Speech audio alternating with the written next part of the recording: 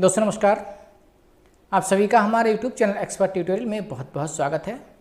दोस्तों हम CTET में EVS की तैयारी कर रहे हैं और इसमें हम आपको एक वीडियो दे चुके हैं। उस वीडियो में हमने चैप्टर 1 और 2 कवर किया था। ये हमारी पहली वीडियो में था। आज हम वीडियो दूसरी दे रहे हैं आपको। इसमें चैप्टर 3, 4 और 5। दोस्तों आपके CTET में जो EVS पूछी जाती है वो NCERT की बुक से आती है। किससे आती है? NCERT की बुक से। इसमें हम चौथे क्लास की जो आसपास है उसको हम डिस्कस कर रहे हैं। जो चौथे क्लास की आसपास है, क्लास 4th की, इसको हम डिस्कस कर रहे हैं कि हम आपको इसी के साथ साथ कैसे आपको पढ़ाना है। जो शिक्षक संकेत होता है वो हम आपको देते हुए चलेंगे, जिसे हम लोग पेडागोजी के नाम से जानते हैं। चलिए दोस्तों फिर शुरू करते हैं। दोस्तों हमारा आज का चैप्टर है, यह है नंदू हाथी। इसका नाम भी बच्चों जैसा ही दिया हुआ है, जिससे कि बच्चों को पढ़ने में मज़ा भी आए, इसलिए ऐसा नाम रखा गया है नंदू हाथी। इस चैप्टर के माध्यम से हम हाथियों के बारे में बात करेंगे, समझाएंगे, बताएंगे उन बच्चों को। दोस्तों चैप्टर की शुरुआत करने से पहले हम लोग एक प्रश्न पूछते हैं, जिसे हम लोग प्रस्तावनात्मक प्रश्न बोलते हैं, जिससे बच्चों के अंदर जिज्ञासा पैदा हो जाए। ठीक है, तो ये जो प्रश्न पूछा है अध्यापक ने, ये जो है ये प्रस्तावनात्मक प्रश्न ही है। कैसा है दोस्तों? ये प्रस्तावनात्मक प्रश्न है और जब ये पूछेंगे तो बच्चे अपने रोचक जवाब भी देंगे। तो यहाँ बताया गया है कि चैप्टर को शुरू करने से पहले कुछ बच्चों से ऐसे प्रश्न पूछें जिससे कि वो निकटता से अध्यापक के साथ जुड़ सकें और पढ़ने में रोचकता भी आए। ठीक है, तो ये पूछा है प्रश्न, अध्यापक नानी माँ यानी माँ की माँ को क्या कहते हैं? अध्यापक ने प्रश्न दिया है, माँ की माँ को क्या कहते हैं। कक्षा में आता है और अध्यापक ये प्रश्न करता है कि माँ की माँ को क्या कहते हैं। तो दोस्तों यहाँ पर बच्चों के आंसर बच्चे जानते होंगे तो बता देंगे कि नानी माँ कहते हैं। कुछ बच्चे दादी बोलेंगे, कुछ बच्चे मामी बोलेंगे, कुछ बच्चे मौसी बोलेंगे, कुछ बच्चे चाची बोलते हैं। यहाँ पर क्या करना है दोस्तों, बच्चों के जो भी आंसर हैं उनकी सराहना करनी है और जो गलत है तो उनको भी करेक्ट तो करना ही है, लेकिन उनको समझाते हुए, उनको डांटे ना। उनको डांटेंगे तो फिर दोबारा मुंह नहीं खोलेंगे। उनका हर एक जो आंसर है वो आपके लिए बहुत महत्वपूर्ण है। ये बता रहे हैं संबंधित प्रश्न पूछकर, कौन सा प्रश्न? ये वाला प्रश्न पूछकर पारिवारिक रिश्तों को व्यवहारिकता के साथ समझाना चाहिए। यह रिश्ते पशु पक्षियों के बीच में भी होते हैं। हालांकि हम हाथी वाला पाठ पढ़ाने जा रहे हैं तो हमने अपने घर से, अपने परिवार से जोड़कर बच्चों की पढ़ाई को शुरू किया है, जिससे कि बच्चों को मज़ा आएगा कि जैसे रिश्ते हम लोगों के बीच में हैं वैसे पशु पक्षियों के बीच में भी रिश्ते होते हैं। ठीक है दोस्तों, अब दोस्तों देखिए, अब चैप्टर को शुरू करना है और हाथी के बारे में हम बताना शुरू करते हैं कि क्या तुम जानते हो, क्या लिखा है, क्या तुम जानते हो एक बड़ा हाथी एक दिन में 100 किलोग्राम से भी ज़्यादा पत्तियां व झाड़ियाँ खा लेता है। अब एक दिन में 100 किलोग्राम, दोस्तों कहीं कहीं पर एग्जाम में आया है 1 कुंतल। क्या लिखा है? 1 कुंतल। दोस्तों 100 किलोग्राम 1 कुंतल होता है। 100 किलोग्राम क्या होता है? 1 कुंतल, क्योंकि 1 कुंतल में 100 किलोग्राम होते हैं। ऐसे लिखा हो चाहे ऐसे लिखा हो, एक ही बात। ठीक है, से ज़्यादा झाड़ियाँ व पत्तियाँ खा लेता है। हाथी बहुत कम आराम करते हैं। और कितना आराम करते हैं? एक दिन में वह 2 से 4 घंटे ही सोता है। 2 घंटे सोएगा या 4 घंटे? 2 से 4 घंटे के बीच ही सोता है, इससे ज़्यादा नहीं सोता। अब यहाँ पर इस वाले पॉइंट में आपको 2 पॉइंट मिले हैं। एक दिन में 100 किलोग्राम से ज़्यादा पत्तियाँ व झाड़ियाँ खा लेता है। दूसरा पॉइंट है एक दिन में 2 से 4 घंटे ही सोता है। अब जो तीसरा वाला पॉइंट है ये वाला, इसमें लिखा है हाथी को कीचड़ और पानी से खेलना बहुत अच्छा लगता है। क्यों खेलता है पता है? उसके शरीर को ठंडक मिलती है। उसके कान भी पंखे की तरह होते हैं। गर्मी लगने पर हाथी कान हिलाकर हवा करता है। हाथी के 3 महीने के बच्चे का वजन कितना होता है? 200 किलोग्राम। इसे दोस्तों याद रखना है, ये एग्जाम में आया भी है, लेकिन वहाँ पर 200 किलोग्राम ना लिखा हुआ था, वहाँ लिखा था 2 कुंतल। क्या लिखा था? 2 कुंतल। तो आपको याद रखना पड़ेगा कि 100 किलोग्राम में 1 कुंतल, तो 200 किलोग्राम में 2 कुंतल। ठीक है, तो अब वो सीटेड जो होता है वो हमारा समझने पर है, रटने पर नहीं है। तो आपको ये ध्यान रखना होगा, 200 किलोग्राम यानी 2 कुंतल। फिर क्या लिखा है? हाथियों को झुंड के साथ रहना पसंद होता है। हाथी कैसे रहते हैं? झुंड में रहते हैं, यानी इकट्ठे होकर के रहते हैं। अब देखिए यहाँ पर ये लिखा है हाथ में, दोस्तों ये गलत लिख गया यहाँ पर। ठीक है, क्या लिखा है? हाथियों के झुंड में केवल हथनियाँ एवं बच्चे ही रहते हैं। इनका जो झुंड होता है इसमें हथनियाँ और बच्चे होते हैं। झुंड की सब बुजुर्ग हथनी अपने पूरे झुंड की नेता होते हैं, यानी अनुसरण कौन करती है? उसकी जो सबसे बुजुर्ग हथनी होती है वही उस झुंड की नेता होती है, यानी उन्हीं का अनुसरण अन्य हाथी करते हैं। एक झुंड में केवल 10 से 12 हथनियां और बच्चे होते हैं। कितने होते हैं? 10 से 12। ठीक है, हाथी 14-15 साल तक झुंड में रहते हैं और फिर झुंड को छोड़ देते हैं और फिर अकेले रहते हैं। कितने पॉइंट आए निकल कर? एक तो ये है कितना क्या खाता है, 100 किलोग्राम से पत्तियां व झाड़ियाँ खाता है एक दिन में। ठीक है, 100 किलोग्राम से ज़्यादा। फिर क्या लिखा है? 2 से 4 घंटे सोता है। और क्या लिखा है? कीचड़ से खेलना उसको पसंद है। 3 महीने के बच्चे का वजन 200 किलोग्राम है। फिर क्या लिखा है? देखिए, झुंड की सबसे बुजुर्ग जो हथनी होती है वही उसकी नेता होती है। 10 से 12 हथनियाँ और बच्चे होते हैं झुंड में 14 से 15 साल झुंड में रहते हैं और इसके बाद झुंड को छोड़ देते हैं और अकेले रहते हैं। ये हाथियों के बारे में था। और इसके आगे भी क्या है उसको हम पढ़ते हैं। इसमें लिखा है कक्षा में इन्होंने एक शब्द अभी यूज़ किया था, प्रयोग किया था दोस्तों। वो शब्द था कौन सा? झुंड शब्द। पीछे हमने प्रयोग किया था झुंड शब्द। अब बच्चों के लिए जब कोई कठिन शब्द आता है तो उसको कैसे सिखाएं, कैसे समझाएं? तो उसे समझाने के लिए देखो, बच्चों के लिए जो एक झुंड के बारे में आपने बता दिया तो ये अमूर्त चिंतन है, जब तक वो देखेंगे नहीं। तो क्या करना है? हालांकि हाथियों को तो आप इकट्ठा करके दिखा नहीं सकते, तो एक एक्टिविटीज़ करा लेते हैं। वही एक्टिविटीज़ यहाँ पर दी हुई है, इसी को दोस्तों आप पेडागोजी कह सकते हैं। कक्षा में बच्चों से हाथियों के अनेक चित्र इकट्ठा कर एक कॉपी पर चिपका कर एक झुंड बनाने को कहें और समझाएं कि और भी कई जानवर हैं जो झुंड बनाकर रहते हैं। यानी बच्चों से क्या कहना है आपको कि आपके घर में, अखबार में, कहीं भी देखेंगे जहां भी हाथी के चित्र हैं उनको काट कर कॉपी पर चिपकाएं, और जिससे कि ढेर सारे जब हाथी इकट्ठे हो जाते हैं, एक ग्रुप जैसा बन जाता है, समूह बन जाता है, उसी को झुंड बोलते हैं। तो इस तरह से आप एक्टिविटीज़ कक्षा में करा सकते हैं। दोस्तों ये वाला चैप्टर हमारा हो गया है। अब नेक्स्ट चैप्टर है हमारा अमृता की कहानी। दोस्तों इस चैप्टर में क्या है? बच्चों को पेड़ पौधों के प्रति संवेदनशील बनाया गया है। यहाँ पे इस तरह से कुछ बातें की गई हैं जिससे कि बच्चे पेड़ पौधों से, वनस्पति जगत से जुड़ सकें और उनका महत्व वातावरण में, उनका महत्व पर्यावरण में समझ सकें कि पेड़ हमारे लिए कितने ज़्यादा महत्वपूर्ण हैं। चलिए दोस्तों फिर शुरू करते हैं। और ये इस प्रकार है कुछ। छात्रों को पेड़ पौधों के प्रति संवेदनशील बनाने के लिए उन्हें समझाएं कि अगर पेड़ हैं तो हम हैं। पेड़ और जानवर हमारे बिना रह सकते हैं, हम उनके बिना नहीं रह सकते हैं। साथियों आप तो जानते होंगे, अगर पेड़ नहीं है, वनस्पति नहीं है, तो हम लोग जीवित नहीं रह सकते, क्योंकि पेड़ पौधे जो होते हैं इनसे हमें क्या मिलता है? ऑक्सीजन मिलती है। लेकिन इन पेड़ पौधे के बिना हम नहीं रह सकते, हमारे बिना ये पेड़ पौधे रह सकते हैं। दोस्तों राजस्थान का एक गांव है खेसडली। ठीक है, तो यहाँ के जो बच्चे हैं, पेड़ पौधों के प्रति प्रेम को दर्शाया गया है। यानी इस गांव के बच्चों में पेड़ पौधों के प्रति प्रेम को दर्शाया गया है, जिससे गांव के अन्य लोग पर्यावरण के प्रति प्रेम करने लगे। यहाँ के लोगों ने राजा के द्वारा पेड़ काटने का आदेश का विरोध किया। यानी इस गांव के जो लोग थे तो वहाँ पर राजा ने आदेश दिया कि आप पेड़ों को काट दें। तो लोगों ने क्या किया? वहाँ पर विरोध किया और पेड़ से लिपट कर उनकी रक्षा हेतु अपनी जान भी दे दी। तो यहाँ पर क्या हुआ? ये देखिए, राजा आदेश देता है लोगों को, अपने कर्मचारियों को कि पेड़ों को काट दो। तो लोगों ने क्या किया?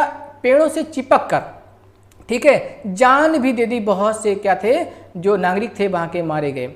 ठीक है, तो कुछ समय के बाद ऐसा क्या हुआ? एक क्रांति सी आई जो वहाँ के लोगों में एक जागरूकता उत्पन्न हुई कि पेड़ पौधों की रक्षा हमें करनी चाहिए। तो 300 साल के बाद यहाँ के लोग जो बिश्नोई कहलाते हैं, पेड़ और जानवरों की रक्षा करते हैं। ठीक है, तो यहाँ के लोग कौन कहलाए? ये बिश्नोई कहलाए। बिश्नोई कौन होते थे? जो जानवरों और पेड़ पौधों की रक्षा करते थे। और वो कहाँ के? यहाँ के रहने वाले, कहाँ के? खेसडली गाँव के, यानी राजस्थान के रहने वाले लोग। रेगिस्तान में होते हुए भी यह इलाका कैसा है? आज हरा भरा है। अब देखिए, जहाँ पर पेड़ पौधों को लगाएंगे, जहाँ पर पेड़ पौधों की देखभाल करेंगे, तो वहाँ पर वो वाला इलाका कैसा हो जाएगा? हरा भरा हो जाएगा। तो खेसडली के रहने वाले लोग क्या कहलाए दोस्तों? बिश्नोई कहलाए।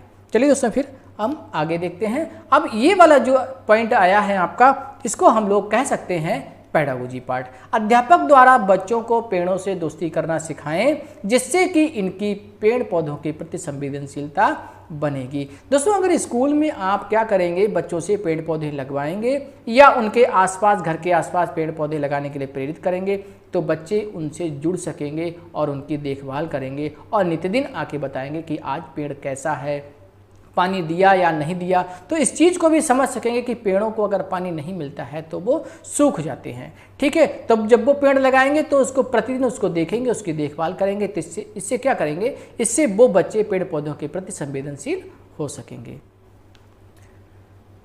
दोस्तों अब इन्होंने इसमें खेजड़ी वृक्ष के बारे में बताया है, क्योंकि राजस्थान में जो गांव है खेजड़ी, वो इस वृक्ष की वजह से ही पड़ा है कि वहाँ पर खेजड़ी नाम के वृक्ष पाए जाते हैं। ये क्या लिखा है, एक राजस्थानी इलाके में पाया जाता है। ये कहाँ पाया जाता है, राजस्थानी इलाकों में पाया जाता है। और इस वृक्ष की खास बात है, क्या खास बात है, पानी की ज़रूरत नहीं होती, पानी की ज़रूरत नहीं होती। इसकी छाल दवाई के काम आती है, यानी इसकी छाल भी काम की है और इसकी लकड़ी को कीड़ा भी नहीं लगता। कितना अच्छा पेड़ है ये। इस पेड़ की फलियों की क्या लिखा है, इस पेड़ की फलियों की सब्जी बनाई जाती है और इसकी पत्तियां वहाँ के रहने वाले जानवर खाते हैं और इसके छांव में बच्चे खेलते हैं। देखिए कितना ज़्यादा महत्वपूर्ण पेड़ है, कितना अच्छा पेड़ है। पानी भी नहीं चाहिए इसके लिए ज़्यादा, छाल जो है इससे दवाई बनती है, लकड़ी को कीड़ा नहीं लगता, पेड़ पौधों की फलियों से सब्जियां बनाई जाती हैं, पत्तियां जानवर खाते हैं और छांवदार वृक्ष है जिसमें बच्चे खेलते हैं, लोग बैठते हैं। ठीक है दोस्तों, अब आगे चलते हैं। क्या लिखा है, बच्चों को अध्यापक द्वारा बड़ों से जानवरों और कीड़े मकोड़ों के बारे में जानकारी प्राप्त करने के लिए प्रेरित करें। दोस्तों बहुत सी ऐसी जानकारी होती है जो अध्यापक प्रेरित करे कि बड़ों से जानें, अपने घरों में मम्मी से, पापा से, भैया से, बहन से। तो वो बच्चे जब प्रेरित होंगे तो अपने घर में पूछेंगे, पापा ये क्या है, भैया ये क्या है, दीदी ये क्या है, तो उनको ज़्यादा जानकारी। क्योंकि अगर अध्यापक सिर्फ पढ़ाता है तो उसके लिए ज्ञान का स्रोत केवल अध्यापक है, जबकि ये हमारी संकुचित विचारधारा है। ज्ञान जहाँ से भी मिले वहाँ से लेना चाहिए और हमारे मम्मी पापा भैया बहन वो सब जानकारी दे सकते हैं, तो उनका भी प्रयोग करें। इस तरह से प्रेरित करें कि बच्चे उनको भी प्रयोग करें और उनसे भी सीखें।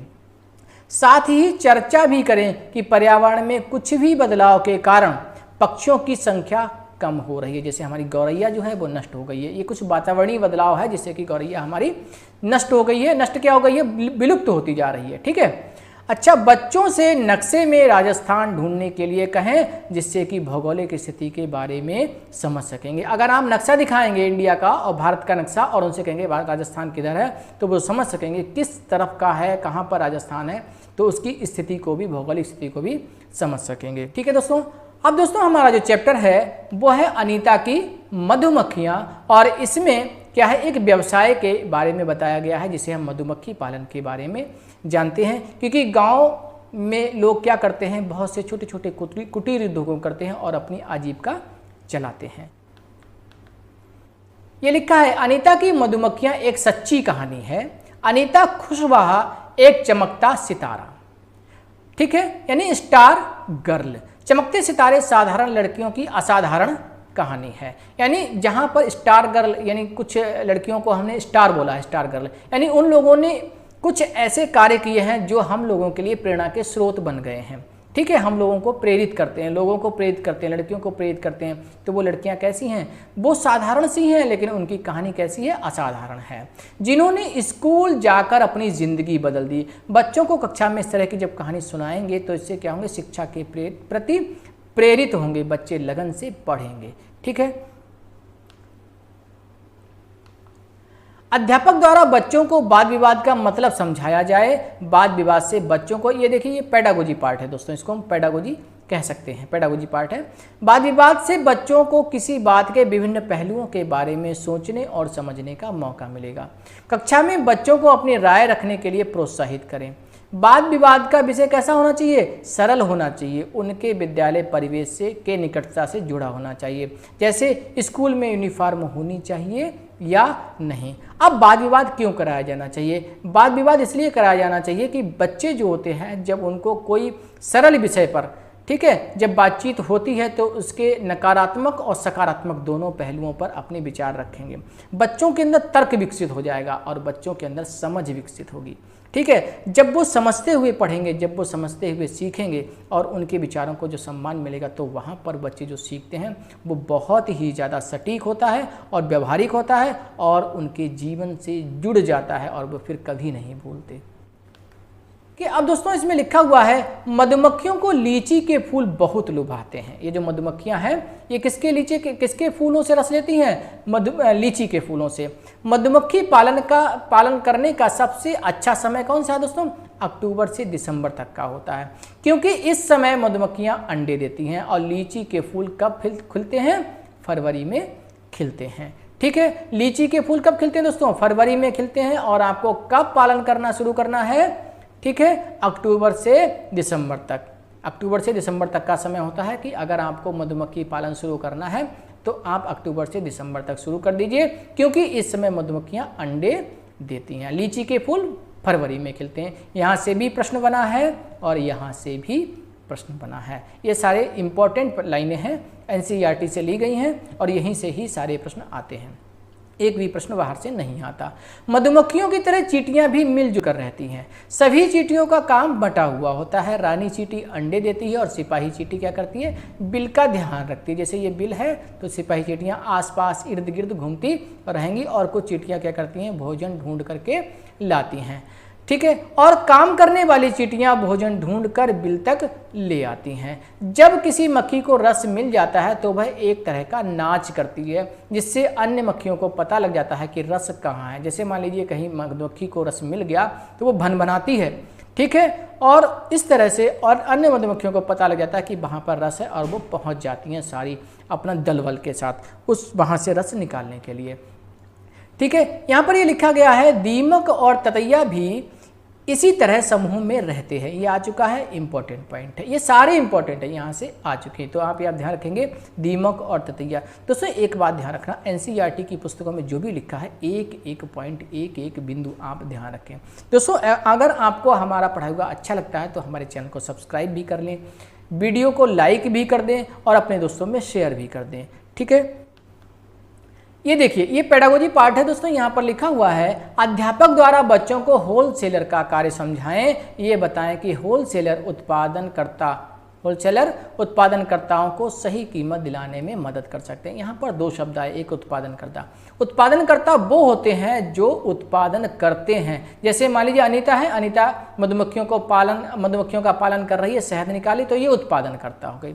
ठीक है, अब अनीता क्या करेगी? ये घर घर जाके क्या होता है, शहद थोड़ी बेचेगी। इसके पास कोई बंदा आएगा जो जितना शहद निकला होगा सारा का सारा उससे खरीद के ले जाएगा। ठीक है, वही होता है होलसेलर। होलसेलर कौन होता है? जो सारा का सारा शहद एक बार में खरीद कर ले जाए और उसको फुटकर में कहीं जाकर थोड़ा थोड़ा बेचता है। वो कौन होता है? उत्पादन और होलसेलर। तो दोस्तों ये होलसेलर चाहें तो ये इन उत्पादनकर्ताओं को पूरी कीमत या अच्छी कीमत, सही कीमत दिलवा सकते हैं। दोस्तों हमें बताइए हमारा पढ़ाया हुआ कैसा लगा। अगर आपको अच्छा लगता है तो हमारे चैनल को सब्सक्राइब करें, अपने दोस्तों में शेयर करें और बेल आइकन दबा देंगे तो इससे जो भी वीडियो अपलोड होगी उसका नोटिफिकेशन आप तक मिलता रहेगा। आज की वीडियो हम यहीं समाप्त करते हैं। आपका दिन शुभ हो।